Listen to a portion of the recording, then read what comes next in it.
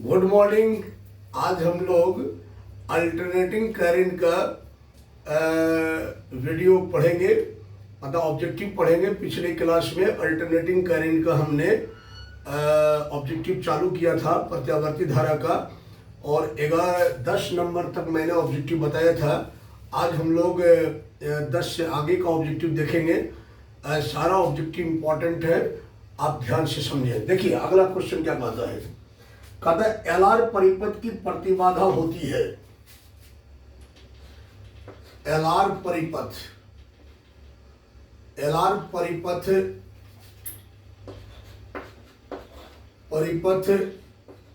की प्रतिबाधा होती है। प्रतिबाधा होती है।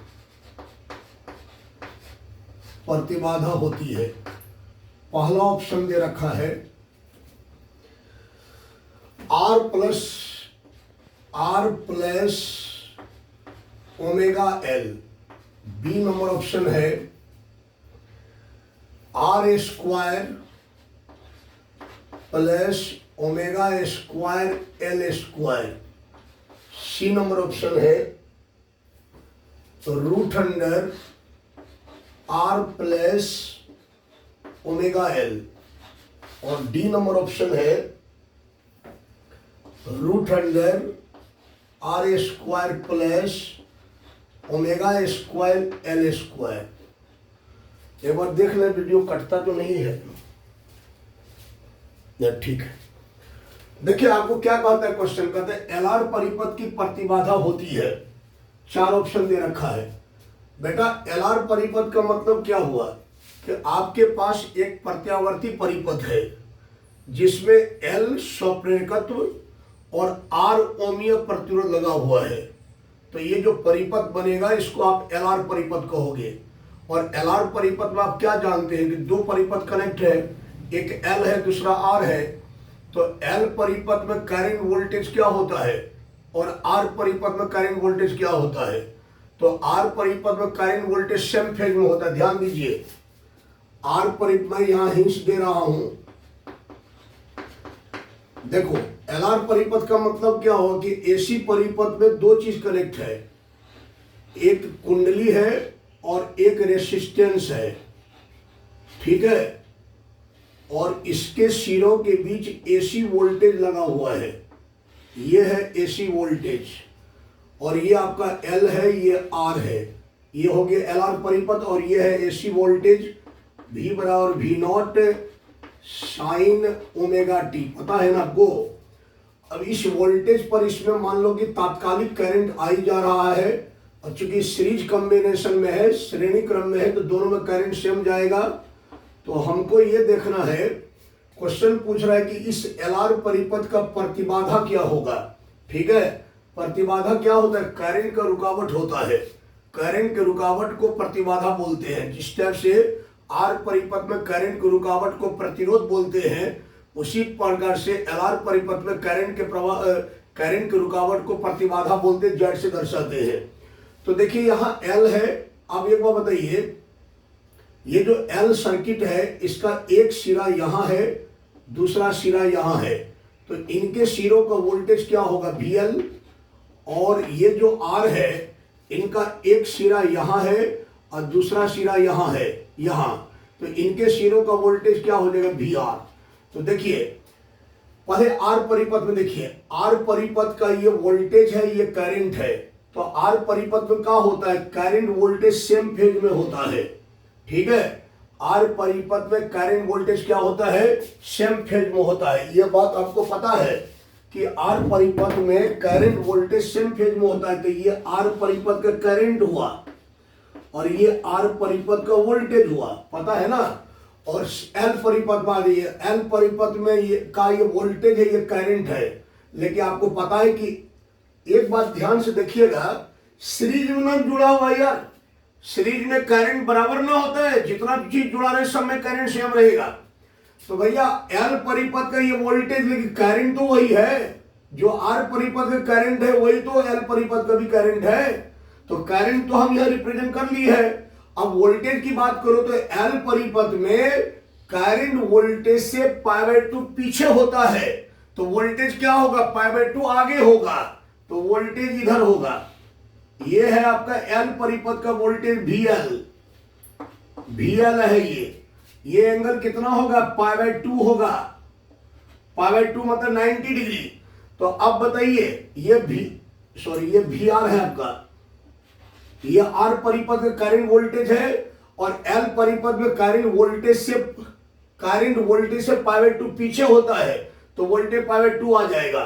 तो ये VL है और ये VR है, इन दोनों का परिणामी वोल्टेज ये होगा।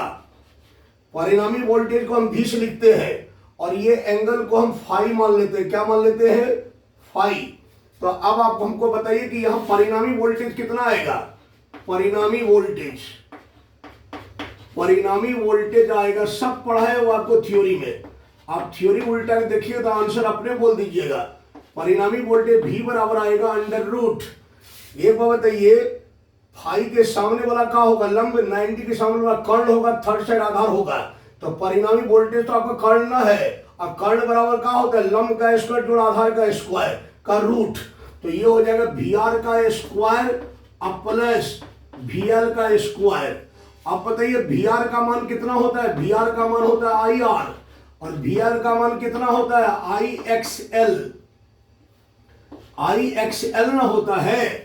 तो अब बताइए कि यहां पर पुट कीजिएगा तो V बराबर हो जाएगा √। VR का मान हो गया IR, स्क्वायर है तो यहां स्क्वायर हो जाएगा, अब प्लस VL का मान हो गया IXL और यहां स्क्वायर तो स्क्वायर हो जाएगा, होगा कि नहीं होगा बताइए। अब यहां से क्या होगा, V बराबर I इसमें भी स्क्वायर के साथ कॉमन आ जाएगा, तो I स्क्वायर कॉमन, यहां बचा R स्क्वायर प्लस XL का स्क्वायर, बचा कि नहीं बचा। अब बताइए ये I स्क्वायर कॉमन ली तो I स्क्वायर का वर्गमूल क्या निकलेगा, I निकलेगा, तो V बराबर हो जाएगा I √R square plus XL का स्क्वायर। I को इधर लेके आइए, V/I बराबर √R स्क्वायर प्लस XL का स्क्वायर। अब आपको पता है कि XL का मान क्या होता है, XL को क्या कहते हैं, L परिपथ का प्रतिघात कहते हैं और इसका मान होता है ω/L। तो यहां रखिएगा, देखिए हम यहां रखते हैं, तो V/I इक्वल टू क्या हो जाएगा, √R स्क्वायर प्लस XL की जगह क्या हो जाएगा, ω/L, तो ω/L का स्क्वायर हो जाएगा। अब ये जो V/I है यही तो करंट का रुकावट है, किस परिपथ के लिए, LR परिपथ के लिए। अरे करंट ओम के नियम से V बराबर IR, तो R बराबर V/I, लेकिन आप जानते हैं कि LR परिपथ के लिए करंट का रुकावट R नहीं कहलाता बल्कि प्रतिबाधा कहलाता, Z कहलाता है। तो यही है प्रतिबाधा LR परिपथ का, इसको Z से लिखते थे, Z बराबर क्या हो जाएगा बताओ, √R स्क्वायर प्लस ω/L का होल स्क्वायर, ठीक है। या फिर आप लिख सकते हैं Z equal to √R square ω/L का होल स्क्वायर, तो इसको लिख सकते हैं ω² L स्क्वायर। तो देखिए इसका आंसर कौन राइट है, इसका आंसर D राइट होगा, तो आप आंसर D लिख सकते हैं। क्या समझ में आया, तो ये हुआ LR परिपथ का प्रतिबाधा। अब आ जाए नेक्स्ट क्वेश्चन।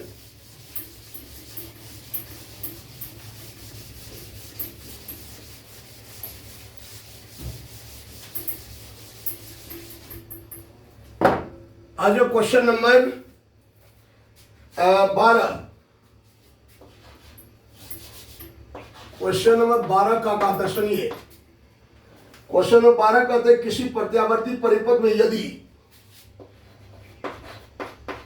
किसी प्रत्यावर्ती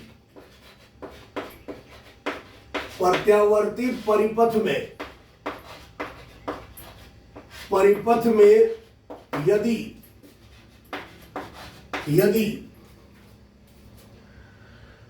प्रतिरोध R हो, इसी को ओमीय प्रतिरोध कहते हैं, R हो तथा स्वप्रेरकत्व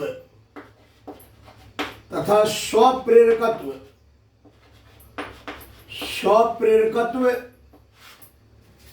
L हो तो पूछ रहा है कि टेन थीटा बराबर होगा, वो तो टेन थीटा नहीं है, टेन फाई है, टेन फाई बराबर होगा, बराबर होगा। ये सब क्वेश्चन पढ़ के ऑप्शन देख के ही आंसर आ जाना चाहिए।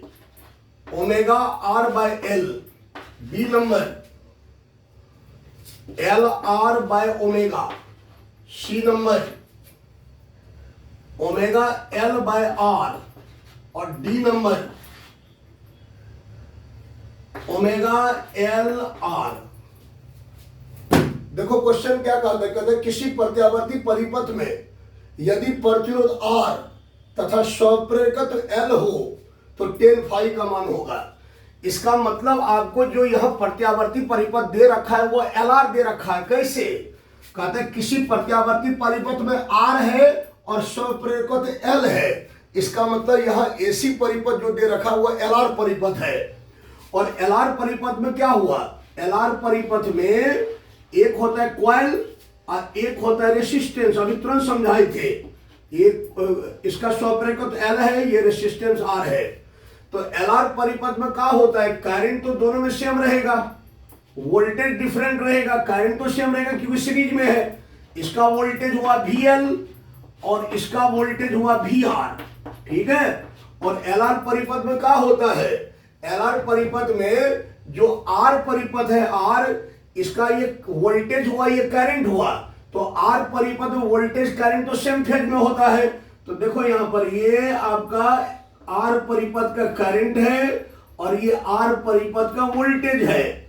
लेकिन L परिपथ की बात करो तो L परिपथ में करंट वोल्टेज से π/2 पीछे होता है, तो वोल्टेज करंट से π/2 आगे होगा। तो ये हो जाएगा वोल्टेज किस परिपथ का, L परिपथ का, VL होगा ये, और ये एंगल होगा 90 डिग्री या π/2 लिख सकते हो आप, π/2। तो बताइए परिणामी वोल्टेज कौन होगा, ये न होगा, ये होगा परिणामी वोल्टेज। समझ में आ रहा है?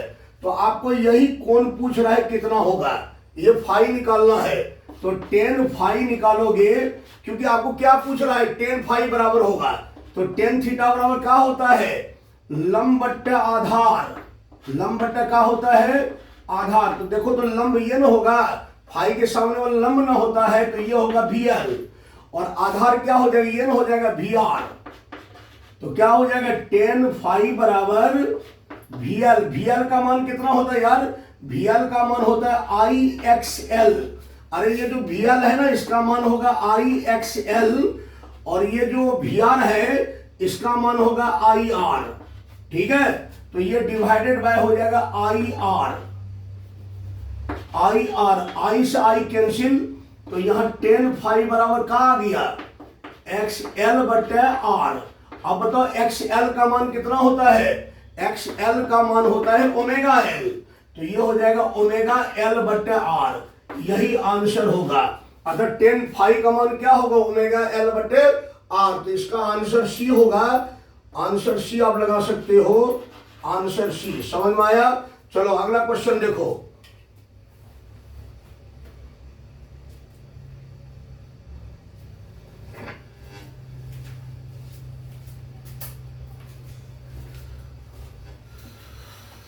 अगला क्वेश्चन क्या कहते हैं, देखिए अगला क्वेश्चन कहता है कि प्रत्यावर्ती धारा के श्रेणीबद्ध, क्वेश्चन नंबर है 13, प्रत्यावर्ती धारा, प्रत्यावर्ती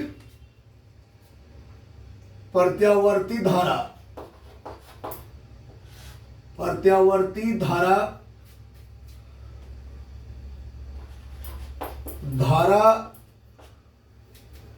के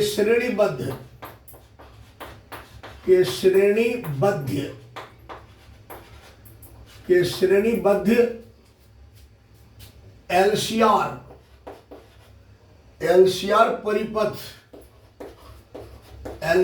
परिपथ में एलसीआर परिपथ में आरोपित, एलसीआर परिपथ में आरोपित वोल्टेज, आरोपित वोल्टेज एवं धारा, एवं धारा के बीच, एवं धारा के बीच कलांतर फाई, कलांतर फाई, कलांतर फाई हो तो नंबर ए कहता है टेन फाई बराबर आर बट्टे X L minus X C. Number B कहता है tan phi equal to R बट्टे X L plus X C. Number C tan phi, number C कहता है tan phi equal to X L minus X C divided by R. और number D कहता है tan phi बराबर x L plus X C divided by R. देखो question क्या कहते समझो। कहता प्रत्यावर्ती धारा के श्रेणीबद्ध एलसीआर परिपथ में आरोपित वोल्टेज एवं धारा के बीच कलांतर फाई हो तो। क्वेश्चन कहते कि प्रत्यावर्ती परिपथ में एलसीआर श्रेणीबद्ध है, मतलब श्रेणी क्रम में जुड़ा हुआ है। तो कहता है कि एलसीआर परिपथ में आरोपित वोल्टेज, जितना वोल्टेज आपने लगाया, वोल्टेज और धारा के बीच कलांतर फाई होगा। यार आप पढ़े हैं कि एलसीआर परिपथ में जिसमें एल भी है, आर भी है, सी भी है, ऐसे परिपथ का जो कलांतर होता है, कलांतर मतलब फेज डिफरेंट, वो होता है फाई बराबर टेन इनवर्स, फाई बराबर tan inverse X L plus X C by R होता है। पढ़े हो कि नहीं? आप देख लीजिएगा थ्योरी में। तो इसका ऑप्शन जो राइट होगा वो होना चाहिए, कौन होना चाहिए बताओ? सॉरी, एलसीआर परिपथ के श्रेणी, एलसीआर परिपथ यदि मतलब अगर प्रत्यावर्ती परिपथ में एल आर सी तीनों श्रेणी क्रम में जुड़ा हुआ है, तो इसका हमने फेजर ग्राफ खींचा था इस टाइप से। देखिए ये आपका था वी आर और ये था आपका we L minus V C, और परिणामी ये था भी, और ये एंगल था फाई। आप देखिएगा एलसीआर परिपथ में फेजर ग्राफ खींचा हुआ है, और वहां पर मैंने टेन फाई निकाला था। टेन फाई क्या निकाला था याद करो? ये निकाला था हमने V L minus V C by V R, और यहां पर सबका मान रखिएगा। तो टेन फाई बराबर आएगा, वी एल का मान क्या होता है? आई एक्स एल माइनस इसका मान होता है आई एक्स सी। जगह नहीं है यहां पर, थोड़ा सा कंजेस्टेड जगह, देख रहे थे कट तो नहीं रहा है, ठीक है। देखो हम यहां बता देते हैं। आपने पढ़ा है कि टेन फाई बराबर, ये एलसीआर परिपथ का फेजर ग्राफ है। टेन फाई बराबर लंब बट्टे आधार, मतलब V L minus V C और डिवाइडेड बाय क्या? V R. और यहां पर वी एल का मान क्या होता है? वी एल का मान होता है आई एक्स एल, और वी सी का मान क्या होता है? I X C divided by V R का मान आई आर। तो आई कॉमन आगे कट जाएगा, तो यहां हो जाएगा टेन फाई बराबर क्या हो जाएगा? X L minus X C by R. तो इसका राइट ऑप्शन ये नहीं होगा, ऊपर सी नंबर होगा। तो आप आंसर सी लिख सकते हैं, ठीक है। आगे ये क्वेश्चन नंबर आगे की बात करते हैं।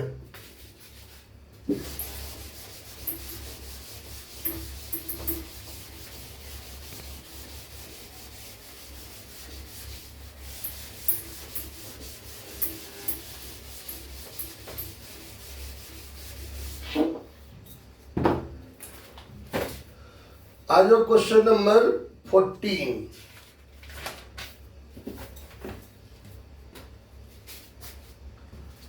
क्वेश्चन नंबर 14 कहता है कि तप्त तार आमीटर मापता है प्रत्यावर्ती धारा का।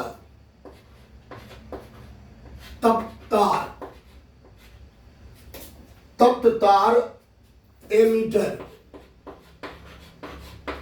एमीटर मापता है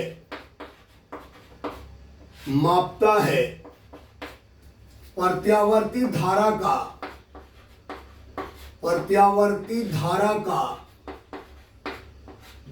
का क्या नापता है? नंबर ए उच्चतम मान।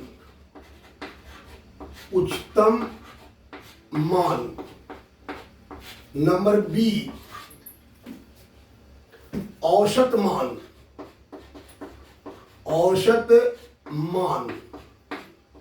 नंबर सी मूल औसत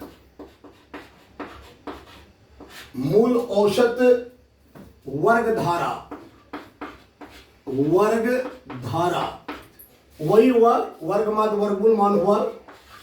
मूल औसत वर्ग धारा का मतलब हुआ वर्गमात वर्गमूल मान।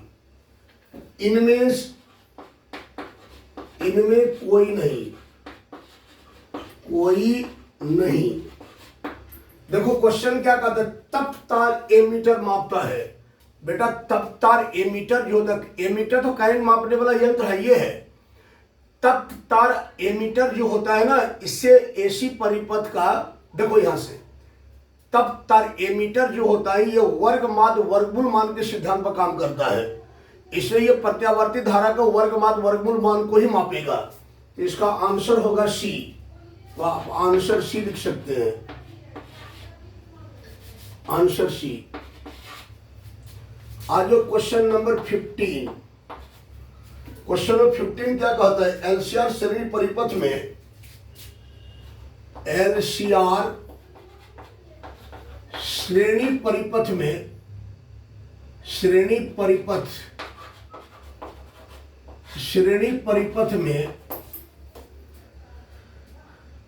ओमेगा कोणीय आवर्ती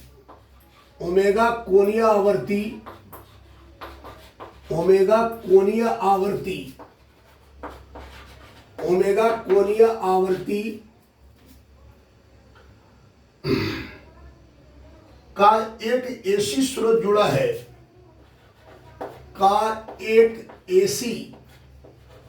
एसी स्रोत जुड़ा है। एसी डायनामो जुड़ा होगा। एसी स्रोत मतलब एसी डायनामो जुड़ा है।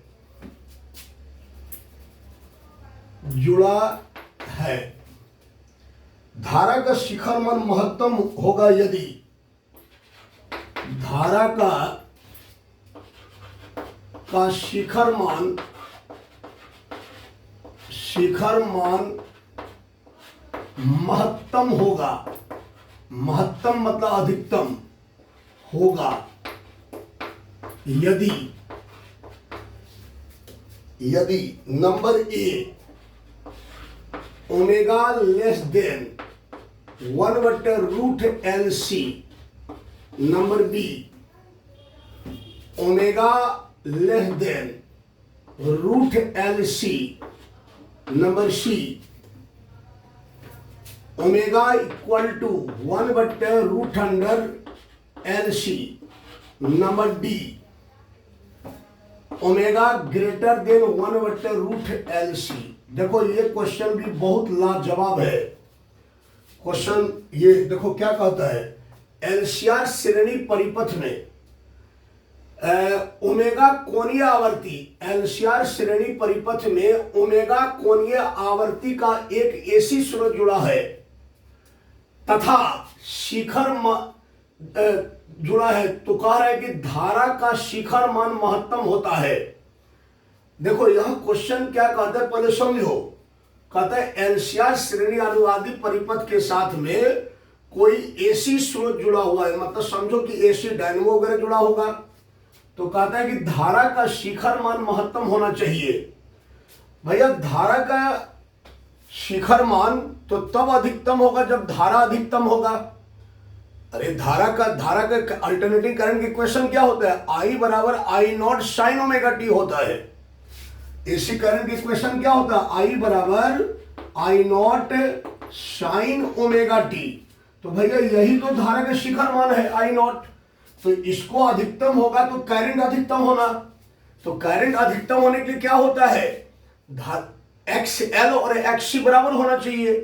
करंट तभी अधिकतम होगा सर्किट में जब एक्स एल और एक्स सी बराबर होगा, मतलब प्रेरणिक प्रतिघात और धारितीय प्रतिघात बराबर होगा। प्रेरणिक प्रतिघात और धारितीय प्रतिघात बराबर होगा तो करंट का मान मैक्सिमम हो जाएगा। क्यों? करंट का मान मैक्सिमम इसलिए हो जाएगा, करंट का मान मैक्सिमम इसलिए हो जाएगी प्रतिबाधा न्यूनतम हो जाएगा। प्रतिबाधा क्या होता है? करंट का रुकावट। और करंट क्या होता है? रेसिस्टेंट का इन्वर्सली होता है कि अगर एक्स एल बराबर एक्स सी होगा तो प्रतिबाधा न्यूनतम हो जाएगा, धारा अधिकतम हो जाएगा। तो एक्स एल बराबर एक्स सी होने के लिए धारा अधिकतम होगा, धारा अधिकतम होगा तो धारा का शिखर मान भी अधिकतम हो जाएगा। तो हमको यहाँ इस कंडीशन को हल कर लो। ओमेगा एल एक्स एल का मान क्या होता है? Omega L. और एक्स सी का मान क्या होता है? 1/ओमेगा सी। ओमेगा किधर लाइए तो ओमेगा गुना ओमेगा ओमेगा स्क्वायर हो जाएगा, एल को उधर ले जाएंगे 1/√1/LC हो जाएगा। ओमेगा हटाइए तो इधर रूट चले जाएगा तो 1/√LC होना चाहिए, अर्थात इसका आंसर सी होगा। तो आप आंसर सी लिख सकते हैं। चलिए क्वेश्चन नंबर 16 की बात करते हैं। क्वेश्चन नंबर 16 कहता है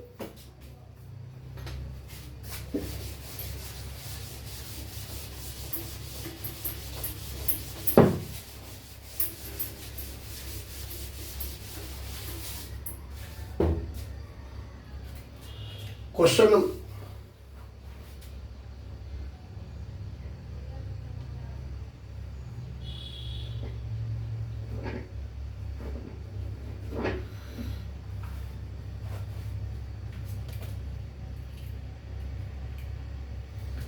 क्वेश्चन नंबर 16 कहता है कि डायनमो के कार्य सिद्धांत आधारित है। देखो ये क्वेश्चन आप पिछला चैप्टर में पढ़े हैं विद्युत चुम्बकीय प्रेरण में कि डायनमो का कार्य सिद्धांत जो है वो विद्युत चुम्बकीय प्रेरण पर आधारित है, इसलिए क्वेश्चन पढ़े हुए आप। आज जाओ क्वेश्चन नंबर 17। क्वेश्चन नंबर 17 कहता है किसी ऊंचाई ट्रांसफार्मर की किसी ऊंचाई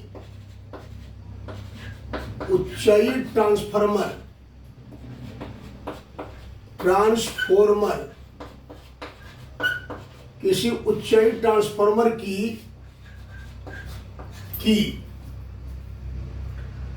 द्वितीय कुंडली में धारा का मान, द्वितीय कुंडली में धारा का मान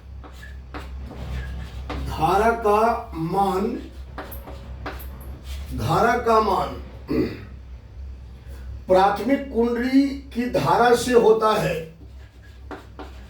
प्राथमिक कुंडली की धारा से होता है।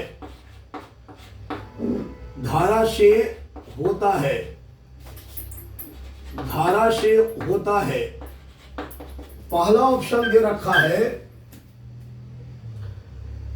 बराबर। बी नंबर ऑप्शन है अधिक। सी नंबर ऑप्शन है कम। डी नंबर ऑप्शन है इनमें कोई नहीं।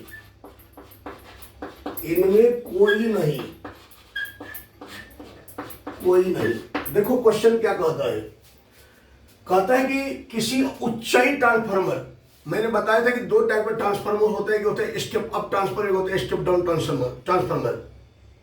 ऊंचाई ट्रांसफार्मर और अपचाई ट्रांसफार्मर।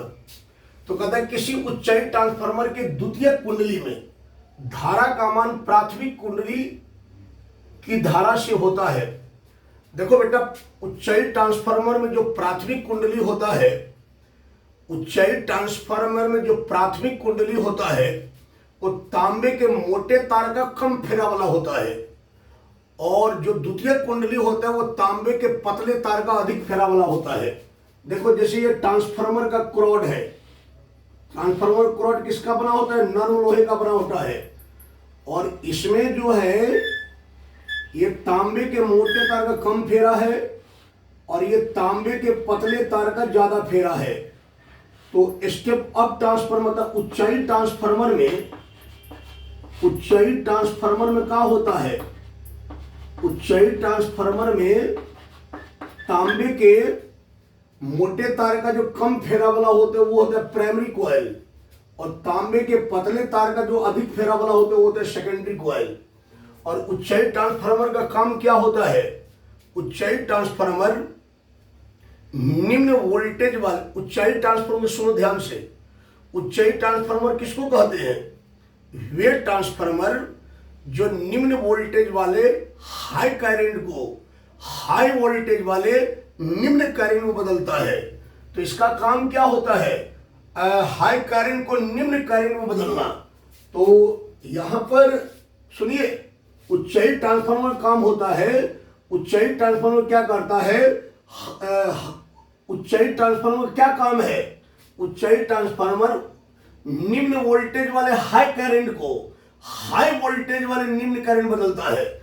इसका मतलब आप प्राथमिक से ध्यान दो, उच्चाई ट्रांसफार्मर के प्राथमिक कुंडली से आप क्या कनेक्ट करते हो? निम्न वोल्टेज पर हाई करंट कनेक्ट करते हो, और ये बना के क्या देता है? द्वितीय कुंडली में हाई वोल्टेज वाले निम्न करंट बना देता है। इसका मतलब द्वितीय कुंडली में जो करंट होगा वो प्राथमिक से कम होगा।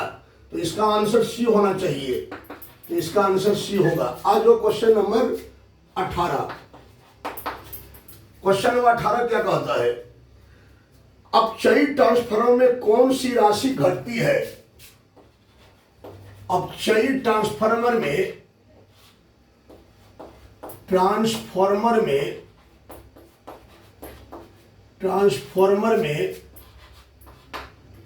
कौन सी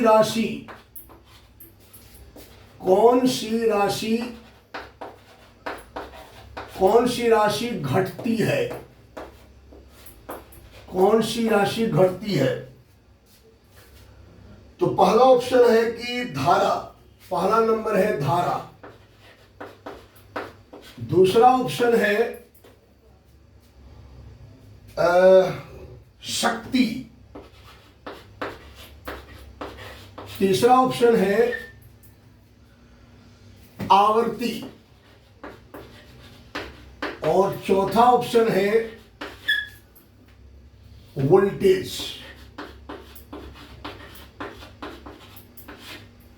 देखो क्वेश्चन क्या कहता है, ये सब क्वेश्चन काफी इंपॉर्टेंट, यही सब एग्जाम में पूछता है। नन्नू कहता अपचयी ट्रांसफार्मर में कौन सी राशि घटती है? बेटा अपचयी ट्रांसफार्मर जो होता है उच्चयी ट्रांसफार्मर का उल्टा होता है। मतलब अपचयी ट्रांसफार्मर जैसे ट्रांसफार्मर का क्रॉड है और इसमें तांबे के मोटे तार का कम फेरा है और इसमें तांबे के पतले तार का अधिक फेरा है। ठीक है, तो उच्चयी ट्रांसफार्मर क्या होता है, सॉरी अपचयी ट्रांसफार्मर क्या होता है कि तांबे के पतले तार का जो अधिक फेरा वाला होता है वो हो जाता है प्राइमरी, और तांबे के पतले तार का मोटे तार का जो कम फेरा वाला होता है वो होता है सेकेंडरी। अपचयी ट्रांसफार्मर में तांबे के मोटे तार का जो कम फेरा है वो बन जाता है सेकेंडरी, और तांबे के पतले तार का जो अधिक फेरा वो बन जाता है प्राइमरी। तो अब बताओ इस ट्रांसफार्मर, ये है आपका अपचयी ट्रांसफार्मर। कौन ट्रांसफार्मर है? अपचयी ट्रांसफार्मर है ये। इस ट्रांसफार्मर का क्या काम होता है? इसका काम होता है उच्च वोल्टेज वाले निम्न प्रत्यावर्ती धारा को निम्न वोल्टेज वाले उच्च प्रत्यावर्ती धारा बदलना। तो हम क्या करते हैं, इसके प्राइमरी कॉइल से क्या करते हैं, उच्च वोल्टेज वाले निम्न करंट को जोड़ते हैं, और ये क्या करता है, निम्न वोल्टेज वाले उच्च करंट बना के हमको देता है। इसका मतलब इसका वोल्टेज परिवर्तित होता है। क्या वोल्टेज परिवर्तित होता है? वोल्टेज। तो आप आंसर लिख सकते हो डी, इसका आंसर डी होगा राइट। आज 19 नंबर का ट्रांसफार्मर के क्रॉड,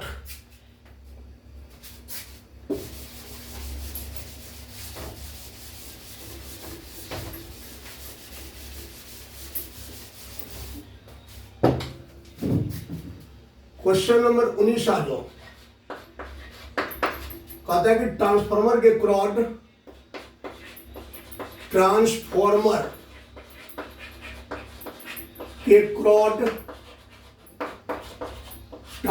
के क्रॉड किसका बना होता है? नर्म लोहा का। ट्रांसफार्मर के क्रॉड को परतदार बनाया जाता, क्रॉड में एक कोर है। ट्रांसफार्मर के कोर को परतदार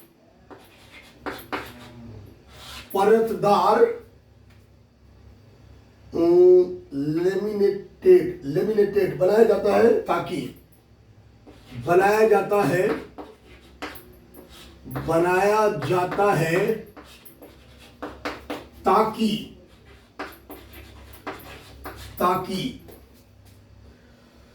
नंबर ए उच्च धारा प्रवाहित हो सके।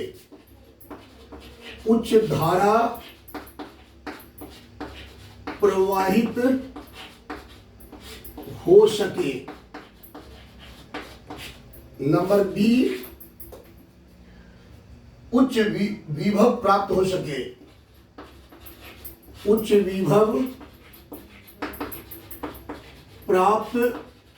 सके।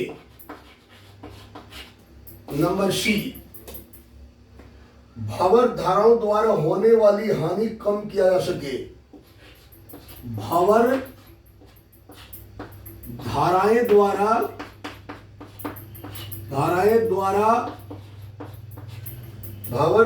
द्वारा होने वाली हानि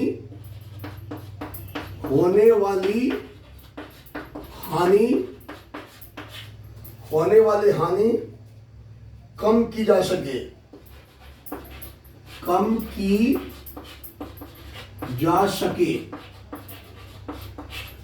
और नंबर डी में है अधिक ऊर्जा प्राप्त की जा सके।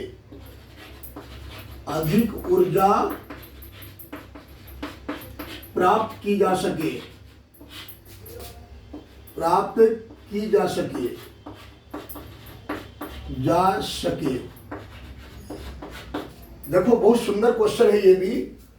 कहता है ट्रांसफार्मर के क्रॉड को परतदार बनाया जाता है ताकि उच्च धारा प्रवाहित हो सके, उच्च विभव प्राप्त हो सके, भावर धाराएं द्वारा होने वाली हानि को कम की जा सके, अधिक ऊर्जा प्राप्त की जा सके।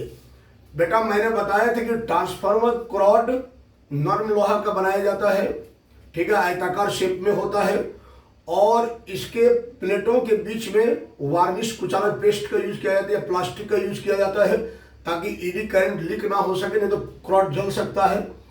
और मैंने बताया था इसका क्रॉड पलटित बनाया जाता है। पलटित को ही परतदार बोलते हैं। पलटित बनाया जाता है। पलटित क्यों बनाते हैं? भावर धाराएं से कम करने के लिए या भावर धाराएं से हानि से बचने के लिए। तो इसका आंसर सी होगा। तो आप आंसर सी लगाओगे। आ जाओ क्वेश्चन नंबर 20।